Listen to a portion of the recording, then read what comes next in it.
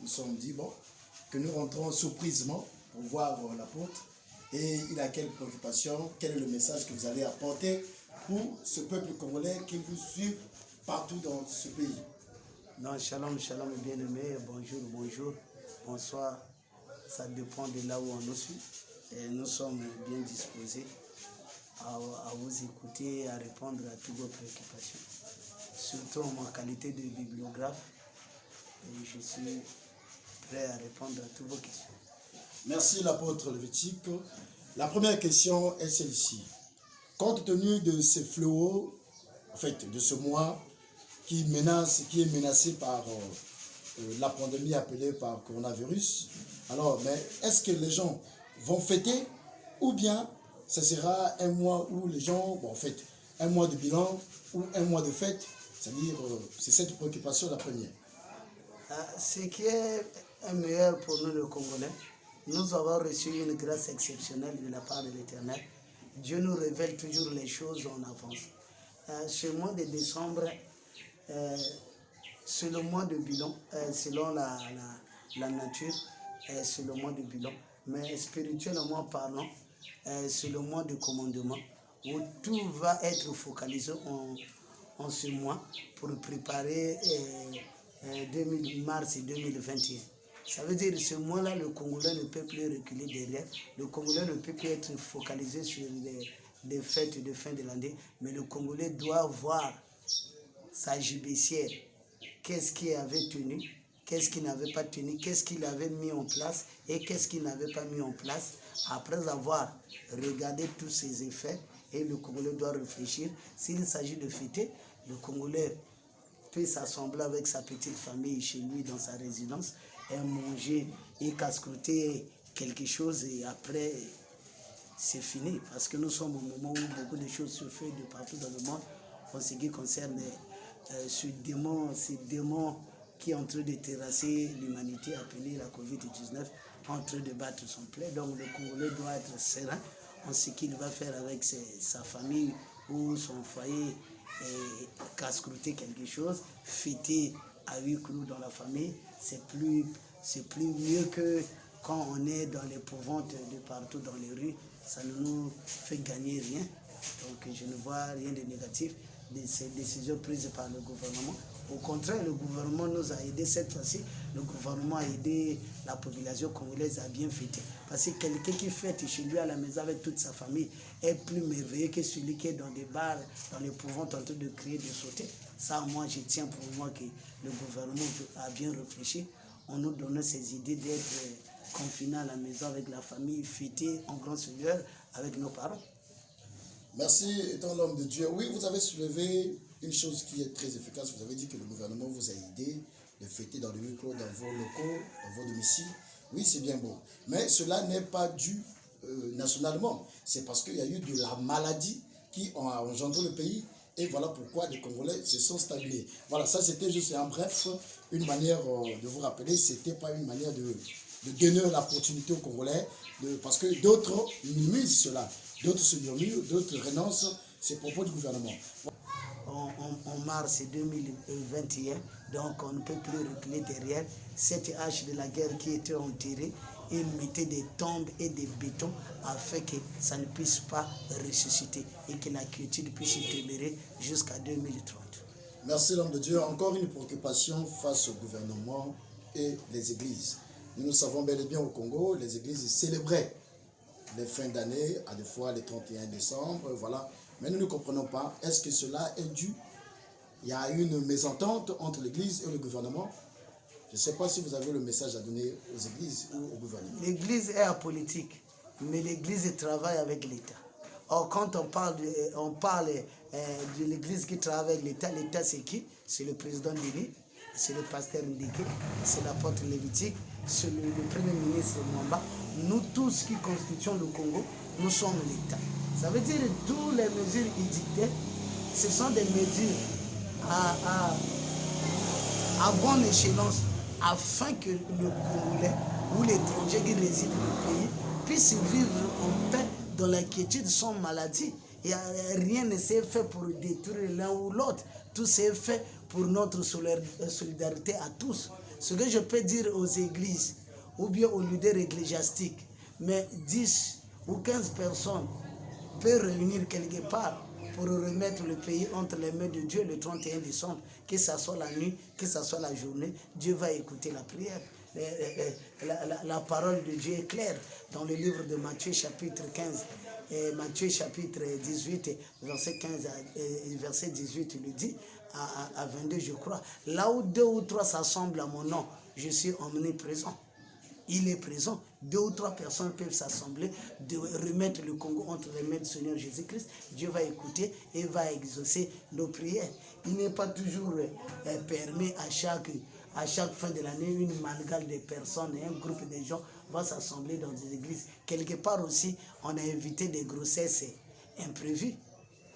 Vous ne savez pas que, bien aimé, lors des veillées de prière des 24 décembre et 31 décembre, la plus grande perte, c'est que nos enfants, beaucoup de nos enfants sont des vierges. Ils quittent les foyers conjugaux en disant à leurs parents que nous partons dans des églises. Or, ils partent comment apprendre à se découcher. Quelque part aussi, l'État a évité quelque chose qui gangrenait la jeunesse congolaise. Donc, en cela, il n'y a pas de mal. En cela, la décision n'est pas mal prise. Merci l'apôtre Lévitique, vraiment nous sommes très ravis. Mais il y a une petite question qui m'est surgie en disant que d'habitude quand vous passez à la télévision, parce que vous êtes un homme télévisé, en disant parce que vous passez à tout le temps. Alors il y a souvent un message que vous apportez au peuple de Dieu concernant la révélation divine. Mais nous ne savons pas si Dieu ne vous a pas révélé cette année. L'année 2021, à partir de janvier, à partir du 12 janvier 2021, la justice et la vérité de Dieu va s'établir sur la terre. Dieu va commencer la justice et la vérité sur la terre. Et il a choisi, il va commencer à mettre en valeur cette justice et vérité en Afrique centrale.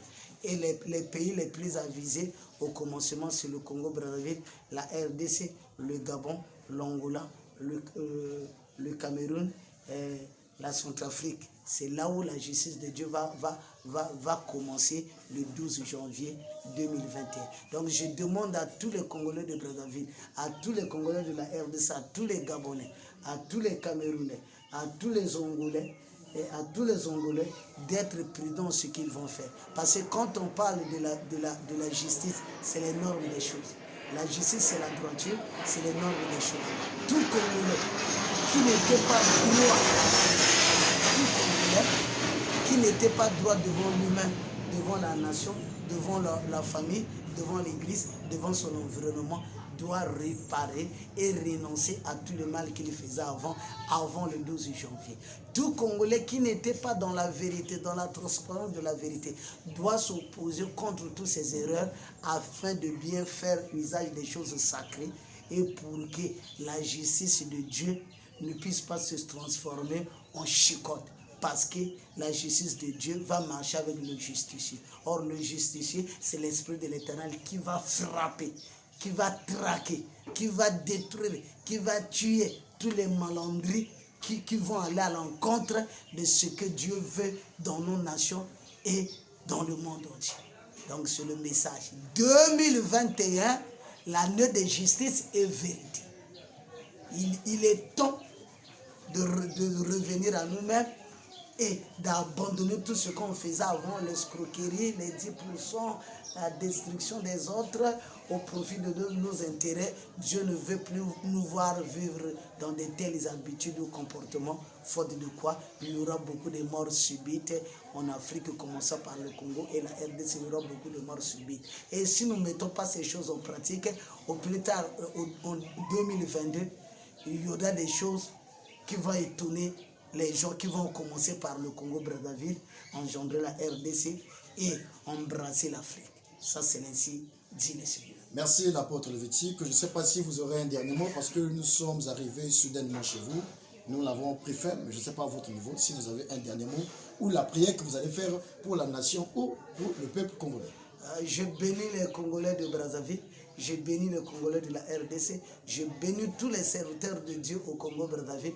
Et quelqu'un est reconnu serviteur de Dieu, pas par apparence, et c'est par la sémence et la marche vitale que Dieu a établie avec la personne. Toute apparence est trompeuse. C'est pour cela que je salue tous les serviteurs de Dieu de partout là où ils sont dans le monde.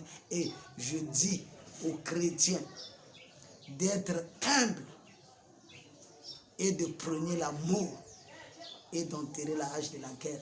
Nous sommes au temps où l'Église va commencer l'ère nouvelle.